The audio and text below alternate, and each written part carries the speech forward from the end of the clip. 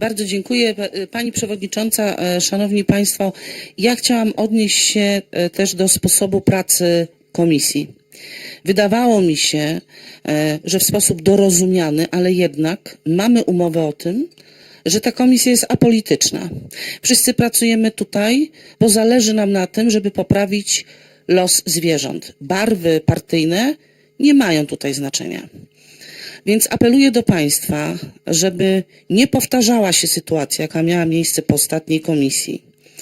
Jak Państwo pamiętają, pani Dorota Rabczewska zwróciła się do osób z branży fajerwerków, upominając ich w związku z ich skandalicznym zachowaniem. Filmik z tego był bardzo popularny w mediach społecznościowych, ale niestety przez niektóre osoby związane z Koalicją Obywatelską czy z Nową Lewicą zostały przedstawione słowa pani Doroty Rabczewskiej jako upominanie posłów Prawa i Sprawiedliwości, czyli między innymi mnie, oraz Konfederacji. I nie robili to, proszę Państwa, anonimowi trolle. Tylko na przykład dopuścił się takiej dezinformacji, kłamstwa doradca jednego z ministrów, pan z Nowej Lewicy. Ja zgłosiłam tą sprawę między innymi panu ministrowi Czerniakowi, przewodniczącej Żukowskiej, żeby nie dezinformować i nie kłamać. Niestety nie doczekałam się żadnego sprostowania. Czy mogę o ciszę prosić, bo bardzo trudno mi mówić, przekrzykując się z Państwem, nie będę się przekrzykiwać. Szanowni Państwo, bardzo proszę, żebyśmy bardzo poważnie potraktowali istotę tej komisji, czyli dobro zwierząt. Proszę nie używać tej sprawy do okładania swoich przeciwników politycznych i dezinformowania społeczeństwa, ponieważ publiczność, która ogląda nasze obrady, może nie wiedzieć, gdzie kto siedzi w danym miejscu. Brakuje tutaj nawet krzeseł, więc czasem siadamy przypadkowo. To jest używanie zwierząt do celów politycznych. Apeluję, żeby tego absolutnie nie robić. Proszę, żeby Państwo zeszli z tej drogi i też nie monopolizowali ochrony zwierząt i ubierali w barwy partyjne, ponieważ my, posłowie Prawa i Sprawiedliwości, również walczymy o prawa zwierząt. Dziękuję. Dziękuję pani poseł. Ja chciałabym coś, ale chwileczkę, proszę Państwa. Jak na razie jeszcze jakiś czas będę ja prowadziła tą komisję. Ja chciałabym wytłumaczyć i sprostować. Rzeczywiście pojawił się taki film. Pani poseł, pewnie pani widziała nas na siebie, ale proszę mi wierzyć, że równie dużo było na mnie, bo to było jakieś takie opowieści na Twitterze, że pani w garniturze była niegrzeczna. Pewnie i pani i ja byłyśmy w garniturze i tam od razu były opowieści i powiem pani, że równie wiele poszło na mnie osób, że to ja się śmiałam. Było to niezrozumiałe, nikt tego nie sprostował, więc oficjalnie chciałam sprostować. Pani Dorota Rabczewska zwróciła uwagę przedstawicielom branży, którzy się śmiali w trakcie mówienia o tym, że zwierzęta cierpią. Żaden z posłów, ani prawicy, ani lewicy. I tutaj jeszcze raz chcę podziękować, bo pani poseł Czerwińska bardzo często, bardzo ostro reagowała przy takich reakcjach też. Na tej komisji naprawdę możemy się różnić sposobem pomysłów na to, jak rozwiązać dany problem, ale staramy się trzymać poziom naprawdę nie wchodzenia w żaden konflikt polityczny, ani z prawej, ani z lewej strony. Ustaliliśmy to na początku i staramy się tego trzymać. Więc bardzo proszę, chciałabym, żeby to jasno wybrzmiało. Nikt z posłów, żadnej opcji nawet się nie uśmiechnął i wszyscy stali po stronie pani Doroty Rabczewskiej, która zwróciła bardzo ostro uwagę osobom, które się źle zachowywały na sali. Takie zachowanie nie powinno nigdy być. Chcę tylko przypomnieć, że na jednej z komisji zabroniliśmy wejścia pewnym osobom do Sejmu, które mają zakaz wejścia do dziś, za to tylko, że zachowywali się dramatycznie. Było to wtedy przy futrach, jak zakazywaliśmy hodowli zwierząt na futra. I wtedy zwróciła uwagę na to pani poseł Czerwińska i organizacje mają zakaz wstępu do Sejmu. Bardzo tego pilnujemy, żebyśmy się słyszeli, słuchali i nie obrażali. A teraz bardzo proszę pan poseł Jarosław Sachajko. Bardzo dziękuję pani przewodnicząca, panowie ministrowie, państwo posłowie, a przede wszystkim goście. Panie ministrze Jacku Czerniaku, jak jest tak dobrze, jak pan mówił, to dlaczego tak jest źle, jak strona społeczna wskazuje z jednej strony? Dalej idąc, bardzo dziękuję panu posłowi Litewce i prosiłbym pana posła o czujność, żeby pan się nie dał zwieść opowieściom, że będzie dobrze i zrobimy, bo słyszeliśmy jakoś takie samo przyznanie się celebryty posła Suskiego, że on już 20 lat o to walczy, tylko cały czas jest źle, ale już teraz zrobi dobrze. Dopóki nie będzie, i tych ustaw jest dużo. Pani marszałek taką ustawę przygotowała jeszcze za poprzedniej kadencji. Ja przygotowałem taką ustawę o czipowaniu i kastracji. Jeżeli od tego nie zaczniemy, to nic innego nie będzie lepszego. Mówi się tu o 2 schroniskach, Sobolewo, Bytom. A co z warszawskim schroniskiem na Paluchu? To jest samorządowe schronisko i ono powinno świecić. Najbogatsze miasto w Polsce, które ma gigantyczny budżet i nikt musiał po wielu skargach wejść tam na kontrolę. Wydaje mi się, że jeżeli jest to prawdą, co mówi strona społeczna, to przynajmniej powiatowy lekarz weterynarii, a może nawet i główny lekarz weterynarii powinni stracić pracę, bo to nie może być tak, że są zgłaszane nieprawidłowości, a wszystko jest niby dalej dobrze. I znowu to schronisko w Sobolewie zostało zamknięte tylko dlatego, że w wersji papierowej prowadziło ewidencję. Czyli nie było tam nieprawidłowości, czy były i gdzie był ten lekarz weterynarii. Ale zszokowało mnie stanowisko pana ministra Tomasza Szymańskiego, który nie odniósł się w ogóle do tego, że na prywatną posesję do schroniska wtargnęli ludzie.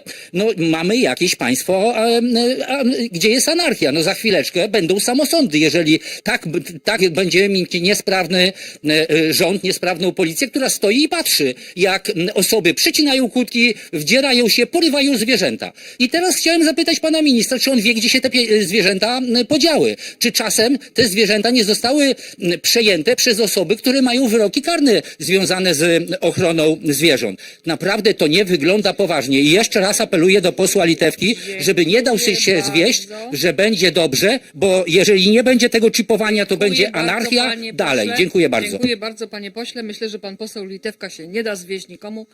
I zapraszam teraz pan poseł Marek Suski. Dziękuję pani przewodnicząca. Szanowni państwo, bardzo dziękuję tym wszystkim, którzy z wielką troską pochylają się nad losem zwierząt.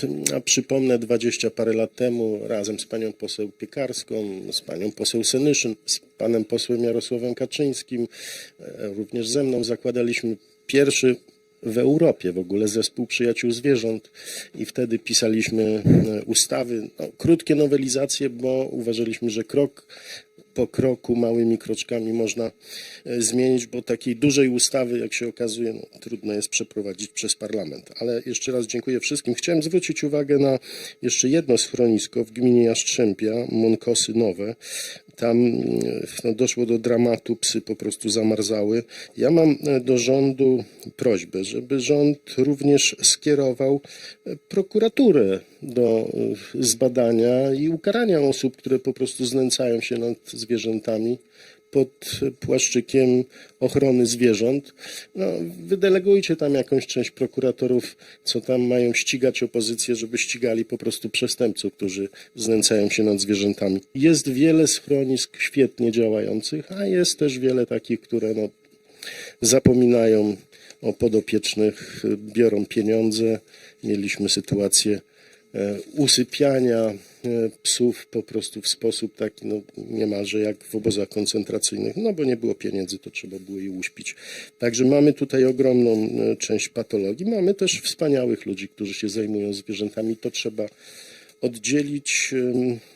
To swoją drogą to jest wstyd dla obecnej koalicji, która obiecywała, że będzie się zajmować dobrostanem zwierząt, a tego niestety państwo nie robicie, mimo tutaj opowieści o tym, jak bardzo dbacie, to widać, praktyka jest fatalna, a jeszcze raz bym powiedział, że dziękuję. Weto w sprawie łańcuchów jest propozycja pana prezydenta, która jest racjonalna, a co do weta, Bardzo proszę trafiłyby trafiłyby te zwierzęta do tych klatek małych nieogrzewanych, bo w tej ustawie nie było wymogu poprawy dobrostanu zwierząt w schroniskach, więc jeśli Państwo mówicie o złej sytuacji w schroniskach, to weźcie pod uwagę, że ta ustawa właśnie tego nie gwarantowała. Dziękuję bardzo. bardzo, panie pośle. Zapraszam pani poseł Anna Gębicka.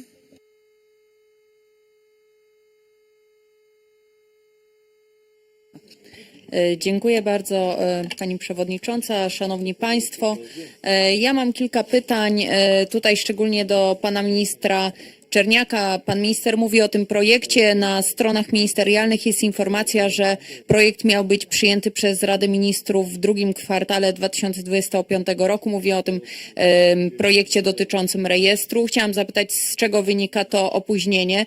Komitet stały, oczywiście jest to jakiś ruch, natomiast wiemy dobrze, znając proces legislacyjny, że tak naprawdę stąd jeszcze długa droga do uchwalenia ustawy.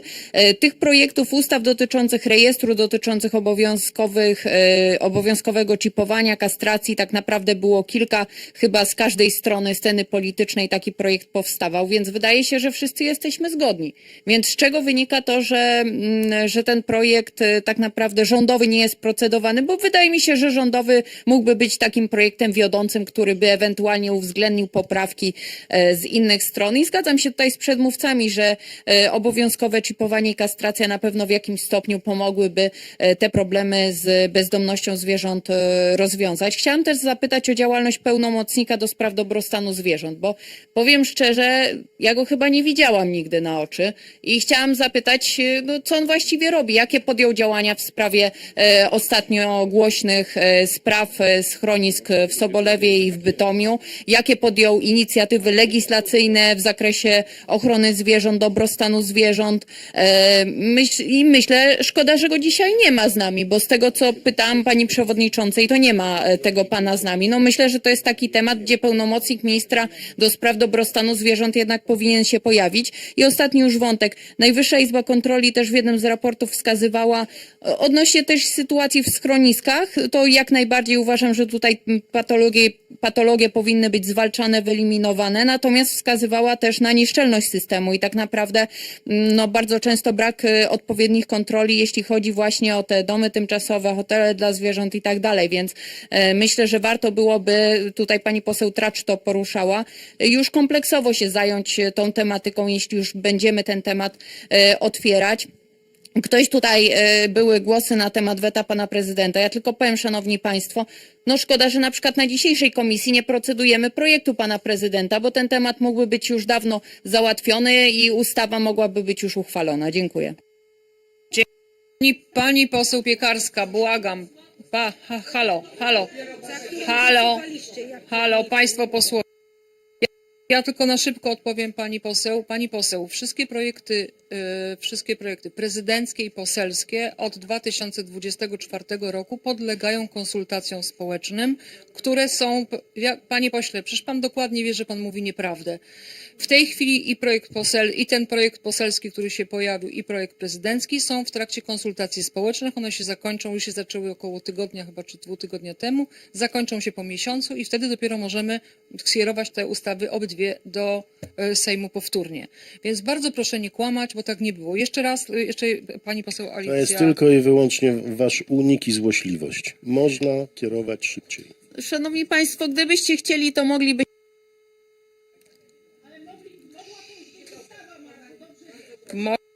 Dobrze wiecie, że była zła. Chwileczkę, bo ja naprawdę chyba się umówiliśmy na jakiś sposób prowadzenia tej komisji. Jeszcze raz mówię, zmiany regulaminu Sejmu nie odpuszczają żadnej ustawie poselskiej, ani ustawie prezydenckiej, która nie miała wcześniej konsultacji. Ona musi przejść 30-dniową konsultację. Pod tą konsultacją może się wypowiedzieć każdy obywatel i każda organizacja. Na koniec konsultacji dostajemy informacje, jakie tam były uwagi. I wtedy dopiero przechodzimy do procedowania. A teraz pani poseł Alicja Łebkowska-Gołaś, klub. Pan poseł, rozumiem, ma zawsze problem z dostosowaniem się do regulaminu. Zapraszam pani poseł Alicja Łebkowska-Gołaś jako ostatnia z posłów. Dziękuję Pani Przewodnicząca, Wysoka Komisjo.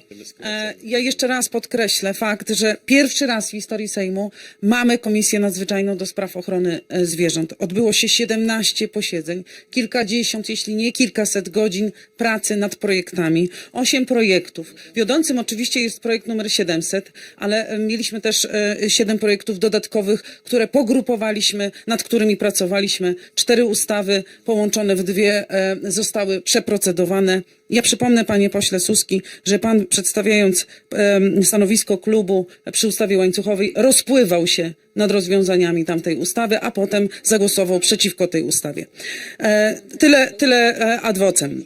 Drodzy państwo, ja ubolewam nad tym, że niestety do tej pory media nie przychodziły na komisję nadzwyczajną, nie interesowały się tym tematem, nie popularyzowały tego tematu, a jest to wydarzenie jednak historyczne, że pracujemy nad tymi wszystkimi projektami.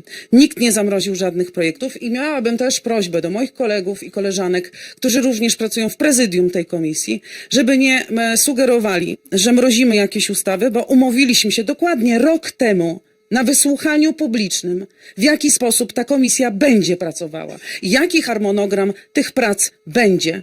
I na marzec zaplanowaliśmy ustawy, o które większość z nas teraz apeluje.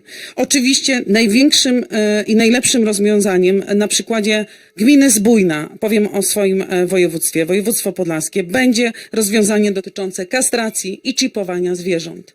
Gmina Zbójna w tej chwili nie ponosi praktycznie żadnych nakładów, jeśli chodzi o umieszczanie zwierząt w schroniskach, w żadnych tego typu jak w Sobolewie czy w Bytomiu, dlatego że przy pomocy fundacji, organizacji, której rzeczywiście zależy na likwidacji bezdomności zwierząt, czyli Fundacji Karuna, czipuje i sterylizuje, kastruje, żebyśmy nie używali zamiennie, prawda pani poseł, tych 2 pojęć, kastruje zwierzęta. I tak nie ma u nich bezdomności, więc apeluję do tego, żeby wszystkie ręce na pokład, żebyśmy położyli ze wszystkich klubów i doprowadzili do tego, że w tej kadencji Sejmu przeprocedujemy ustawę, która to kastrowanie i czipowanie wprowadzi do polskiego porządku prawnego. Dziękuję bardzo. Dziękuję bardzo. Ja chcę tylko powiedzieć, że powinniśmy generalnie dzisiaj trochę obchodzić rok od tego. Rzeczywiście większość z państwa, jak pamiętam, była na wysłuchaniu publicznym, poruszaliśmy te tematy. Ja na krótko jeszcze, bo już przechodzimy do pytań. Powiem tylko, że harmonogram, który przyjęliśmy, miał logiczny powód tego, że druk numer 700, ten najobszerniejszy druk, po którym podpisało się 500 000 Polaków, miał być procedowany na końcu, ponieważ to jest duża zmiana systemowa dotycząca hodowli i dotycząca właśnie schronisk. W tym druku znajdowały się też zakaz utrzymywania zwierząt na uwięzi i znajdowały się fajerwerki się znajdują, czyli czipowanie, i wyszliśmy z założenia, że żeby sprawdzić, jak będą postępowały prace, czy jesteśmy w stanie zdobyć kompromis w Sejmie, żeby te ustawy przeszły, zrobiliśmy pierwsze te mniejsze, czyli łańcuchy.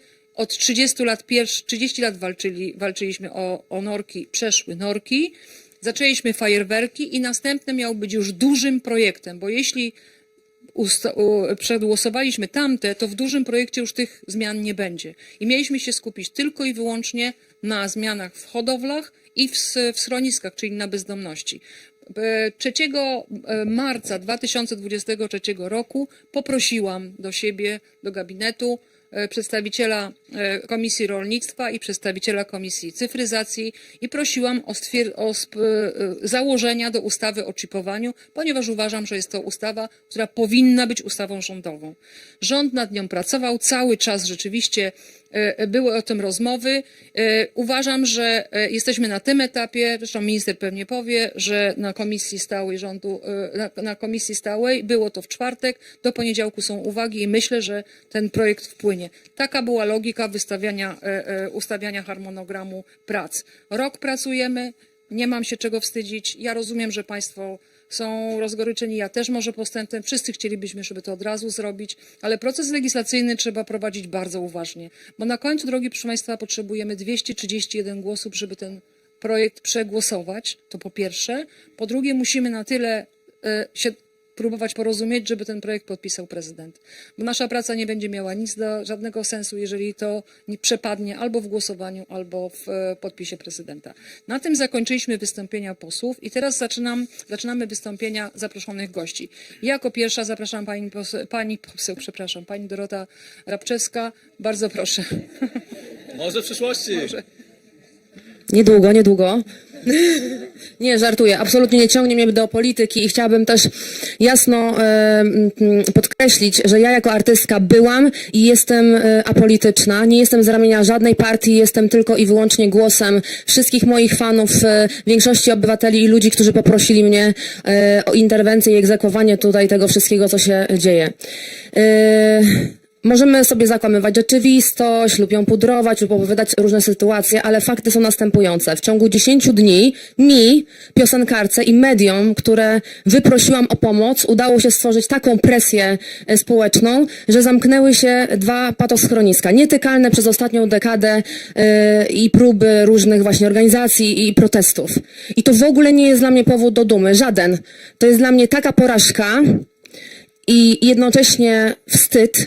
I jest mi tak bardzo przykro i mam takie poczucie bezsilności, które mnie dopada szybciej niż ulga, bo wiem, ile jeszcze takich miejsc jest. I tutaj właśnie uważam, że powinniśmy mieć wgląd do tych miejsc. Zarówno od strony rządu chcemy taką listę, my obywatele, fundacje też znają tę listę, podobno jest kilkadziesiąt takich miejsc. Ja znam tylko póki co 11, a chciałabym znać więcej, bo ja właśnie jako piosenkarka mam zatrudnionych kilku prywatnych detektywów, którzy od 2 tygodni robią swoją pracę. Pracuję z kilkudziesięcioma wolontariuszami, którzy, uwaga, bez zapowiedzi wchodzą i robią swoje pseudokontrole i robią mi te zdjęcia. I kochani moi drodzy, po tych kontrolach nie jest nic egzekwowane. Ja mam zdjęcia aktualne z wczoraj, z przedwczoraj. Tam nadal jest dramat.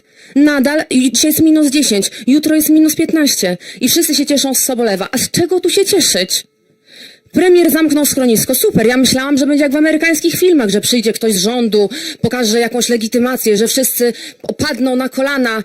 A tutaj tak, wyszedł wójt, wyszedł komendant, który brał udział w tym wszystkim i kierownik, który katował te zwierzęta i oni wszystkich po kątach rozstawiali.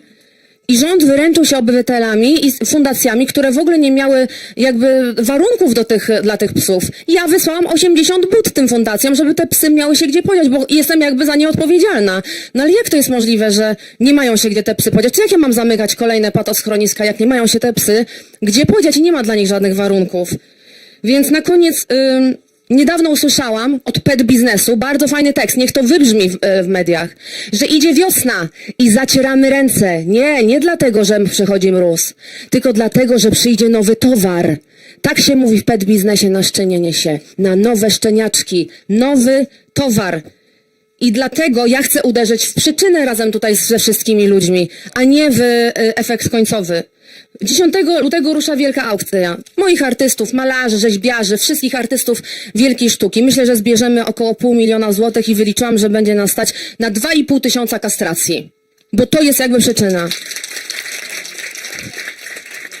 I szybko zrozumiałam, że mając 20 milionów, ja jestem w stanie wykastrować wszystkie bezdomne zwierzęta w Polsce. Więc mając rozwiązanie na wyciągnięcie ręki i 3/4 problemów już byśmy mieli rozwiązane, to dlaczego po nie sięgamy? Zwracam się z ogromną prośbą do wszystkich organizacji, ale też do rządu. Wszystkie organizacje mają od 10 do 35 milionów na lokacie. My, obywatele, też się na to składamy. Rząd też ma jakieś pieniądze. Zróbmy zrzutkę i zróbmy te cholerne kastracje, wszystkie masowe i już będziemy bliżej końca niż początku, bo na razie to jest pudrowanie pulsującego pryszcza. A ja mam piękną cerę i się na to nie zgadzam. Dziękuję. Dziękuję bardzo. Czy się wyrobiłam? Nad wyraz. Ja tylko chcę powiedzieć, pani Doroto, że gminy mają obowiązek, wszystkie schroniska mają obowiązek, z którego się nie wywiązują. I to Ale jest pani marszałek, nie ma, połowa tych psów, do których byłam w tych schroniskach, tego nie robi. tak. Na przykład w Sobolewie tego nie robiła, w innych tak samo, one się szczenią, one się szczepiają i wciąż jest nowy towar. Ja rozumiem, tylko pytanie brzmi w tym, dlaczego nie jest respektowane prawo, które ich obowiązuje. Ja polecam, dostaliśmy wszyscy ten raport, będziemy o nim jeszcze mówić i tam jest dokładnie pokazane, pokazane, w jakim małym procencie się rzeczywiście gminy wywiązują. Ale z czy pani obowiązku marszałek nie schronisk. uważa, że powinno być Tak. też szczepienie psów na wolno biegających lub na zewnątrz też właścicieli? Bo ja jestem w stanie swoje psy okiełznać, żeby nie rozmnażały się co najwyżej z poduszką, ale no, te psy, które mieszkają sobie na zewnątrz, a właściciel idzie spać i nie wiadomo, kto tam do nich przybiegnie, więc to jest jakby clue. Zapraszam